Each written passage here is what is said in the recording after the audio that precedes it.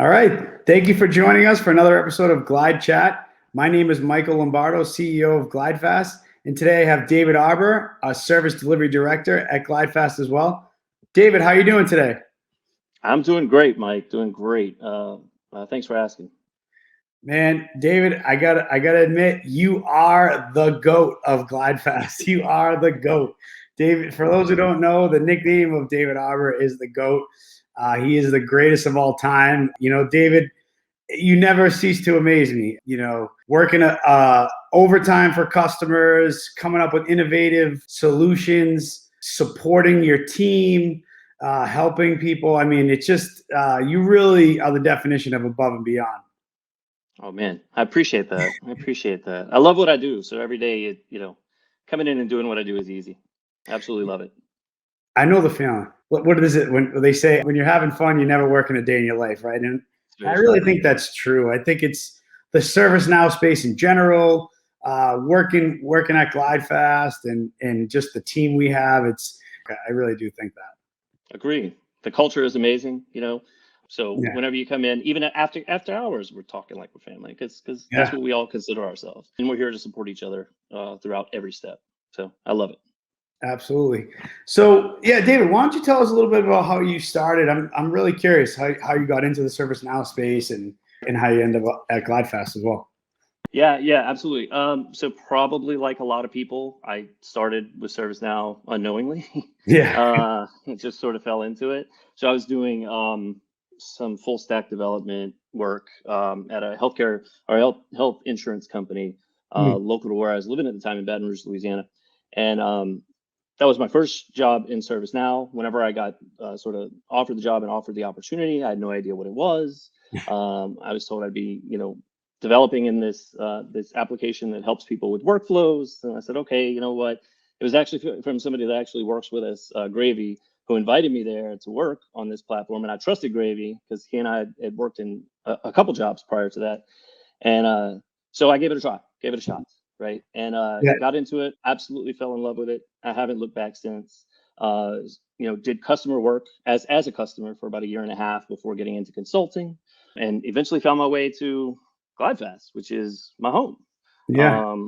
So yeah, that's what led me here. And just over the years, just sort of, gain knowledge as I go. It was never really a kind of upfront thing. It was just organically gaining the knowledge of the platform. Yeah, I think it's how a lot of people. Were you a developer before? Yeah, so I was a full stack developer. So I built websites and whatnot, but I was always in other IT roles as well. So like, for instance, the job I was in before I left to go to that first customer where I worked with ServiceNow, I ran a facility that actually shipped out laptops to 25,000 nurses across the country. But I created all the software for that facility as well. Wow. So I always wore a couple hats. So I'm kind of used to the juggling things. You know what I mean? Yeah. It's funny. I was thinking, like, first of all, being a full stack developer is pretty badass, right? But I was thinking, like, back when I started, I guess if that's a full stack developer, I think I was like a half stack or a quarter stack developer. I was more of like the WordPress, Joomla type websites, and that's why I kind of like ServiceNow, because I didn't have to build something from scratch. You know what I mean? Like, I had a platform, I had a base to start with, and I could just build on top, which was what I was used to with WordPress and Joomla, and little code snippets to make little enhancements and features on it. So yeah, but maybe I should coin that term of quarter stack developer or something. Quarter stack. That'd be funny. What areas of the platform do you love the most? So the areas of the platform, I mean, I love UI. I love user experiences. So anything that has to do with the end user. So that might be UI, that might be catalog, that might be anything where the users are getting involved is what I love. What I do the most work in is probably asset management and portal.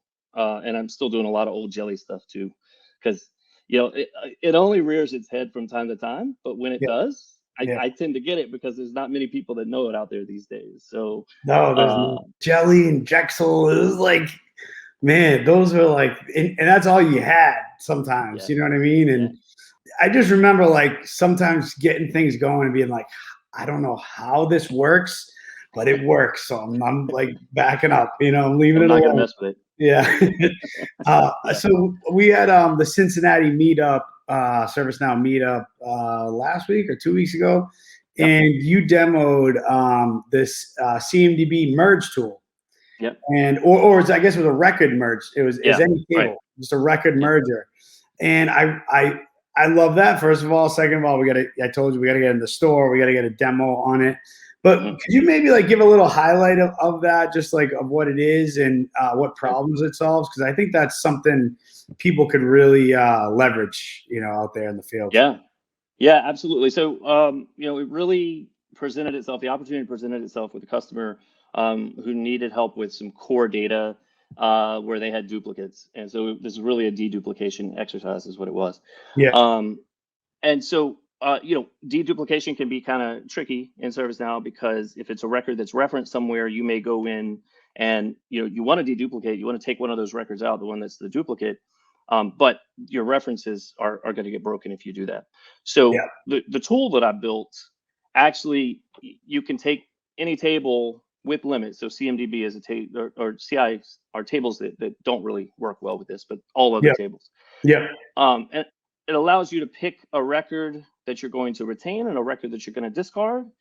And it searches the entire instance for references as well as where it may be mentioned in a script or a property or in templates. It does all those things, and we'll bring that up to you and show you where they all are. And you then have the option to either go out and correct those things manually through the tool with links, or you can automatically update those things just with a click of a button. And then once all references are updated, you can hit merge. It's going to, the updates all those references, then the merge actually deletes the record, so you only are left with one record at the end of the day. that was so cool to watch it live, and it doesn't even like searches scripts for like hard coded, like Yeah. which is definitely a no. We're not recommending hard coding things in Right. script. Right. Calm down, best practice police. They're out there. But David's all right. So I think this is and by the way, phenomenal tool. I think it, for everything, and we talked about this too, how normalization, it's normalization is great for when we're ingesting data, but I think your tool plugs the hole where it's like, all right, we already have all this data. And you did the example of Dell as a manufacturer. We have Dell Inc. and Dell Technologies, and you only want one Dell, right? So I think your tool really kind of solves that problem. Like after data's already in, it's too late to normalize it. Right. But one thing I did want to ask, and I think it's great for this audience. I mean, so like I said, you're the GOAT, right? What advice can you give for other consultants, other developers? You just seem to be everywhere, and you seem to have everything covered, and you never miss a meeting, and you get your development done, ahead of time or early, and you still have time to be in the dev help Slack channel and helping other people. How do you do it? How do you manage your time? How do you do it all? And you have a family at home. How do you do it all? The question of how you do it, I don't know. I mean, anybody who asks me, I really don't know. I just stick with it. You know what I mean? Like, Just do it. Yeah. yeah. I mean, advice that I would give to anyone is just that. Yeah. Just give it your all. Give it your Yeah. all. Be passionate and show up. Yeah. And that's how you win in this space. And that's what I do every day. Yeah. Being that I love what I do, it doesn't feel like work, like we talked about before. Yeah. But some things do feel like work, right? It's not Yeah. all day, every day that it doesn't feel like Yeah. work. Sometimes it does feel like work, and you just have to push through those times and know that you're doing something for the better of everyone else that you're interacting with, because that's what Yeah. matters at the end of the day.